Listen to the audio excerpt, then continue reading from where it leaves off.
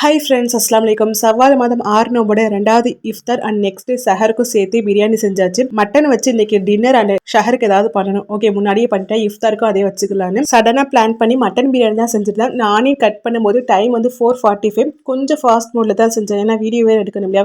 கரெக்டாக 6:30க்கு முடிச்சிட்டேன். நான் எப்போதும் செய்கிற அதே ஸ்டைல் ஆஃப் பிரியாணி தான், ஒரு சேஞ்சுமே இல்லை.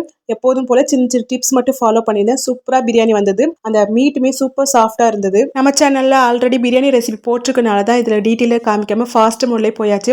நான் ஆல்ரெடி சொன்ன மாதிரி 6:30க்கு கரெக்டாக வந்து பிரியாணி ரெடி. அதுக்கு முன்னாடியே வந்து டேட்ஸ் அண்ட் ஃப்ரூட்ஸ்க்கு வந்து ஆப்பிள் அண்ட் சப்போட்டா வச்சு நோம்பு திறந்தாச்சு. கல்ஃப் கண்ட்ரிலாம் இப்படி தான் நோம்பு திறக்கும் போது பிரியாணி கொடுப்பாங்க. அதே மாதிரி நம்மளும் வீட்லேயே மட்டன் பிரியாணி செஞ்சு சூடாக சாப்பிட்டாச்சு. அப்புறம் கிரீன் ஆப்பிள் க்ரஷை வச்சு ஒரு மொஜிட்டோ போட்டு குடிச்சிட்டோம். அல்ஹம்துலில்லாஹ், இப்படி தான் அன்றைக்கான இஃப்தார் போச்சு. அப்புறம் இது ஒரு 9 o'clock போல் மட்டன் சுக்கா தான் பண்ணியிருந்தேன். பிரியாணிலேருந்து கொஞ்சமாக வந்து மட்டன் எடுத்து வச்சுட்டு அதில் சுக்கா போட்டிருந்தேன். எந்த ஒரு மசாலா எதுவுமே சேர்க்கல. கடைசி பெப்பர் மட்டும் சேர்த்துக்கிட்டேன்.